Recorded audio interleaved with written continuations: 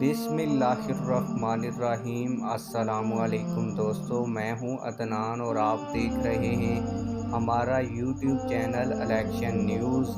बड़ी खबर ये है कि army chief general Asim Munir साहब ने तहरीक लब्बैक के दुश्मनों, तहरीक लब्बैक पर जुल्म करने वालों और तहरीक लब्बैक के लोगों को अज़ियत देने वालों को चुन चुन कर सज़ा देने का ऐलान कर दिया है। अभी तहरीक लब्बैक पर जुल्म करने वाले कुछ लोग सज़ा से बचे हुए हैं, लेकिन जनरल आसिम मुनीर का कहना यह है कि जो लोग बचे हुए हैं उनको भी चुन चुन कर सज़ा दिलवाऊंगा। तहरीक लब्बैक पर जुल्म करने वाले किन लोगों को सज़ा मिल चुकी, किन को सज़ा मिलेगी और कौन से लोग बचे हुए हैं, खबर का सबूत क्या है, जानने के लिए वीडियो को शुरू से लेकर आखिर तक लाजमी देखें ताकि पूरी खबर और खबर का सबूत आप लोगों तक पहुँचे।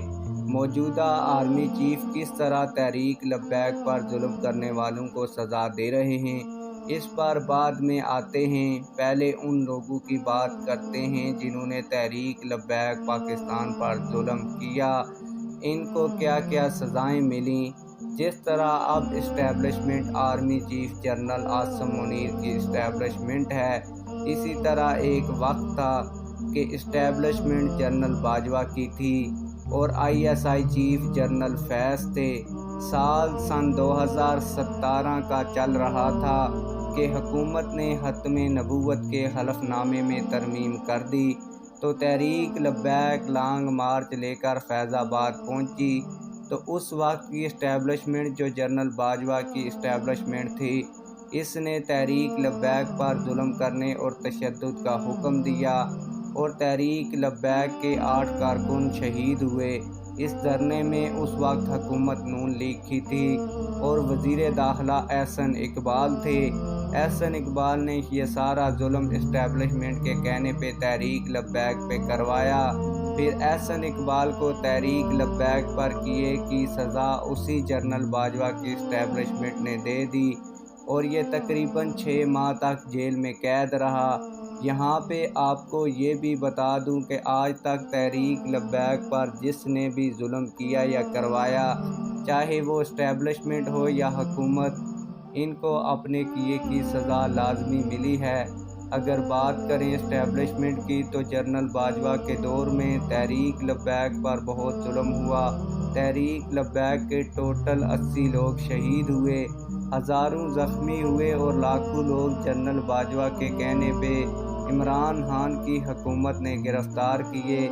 लेकिन अल्लाह का अज़ाब जब इमरान खान और बाजवा पर आया तो दोनों ने एक दूसरे को तहस नहस करके रख दिया।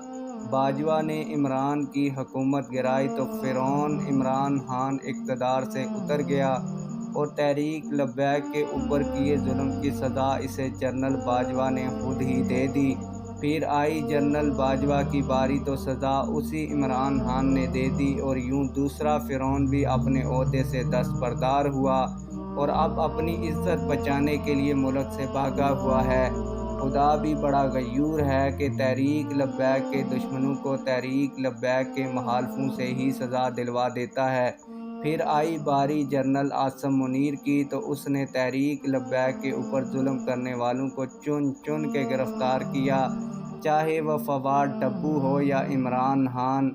अभी बारी शेख रशीद टल्ली की है लेकिन वो छुपा हुआ है, लेकिन बिल्ली की माँ कब तक खैर मनाएगी। आप लोगों की इस हवाले से क्या राय है, कमेंट सेक्शन में हमें अपनी राय से ज़रूर आगाह कीजिएगा। मिलते हैं किसी और वीडियो में। अल्लाह।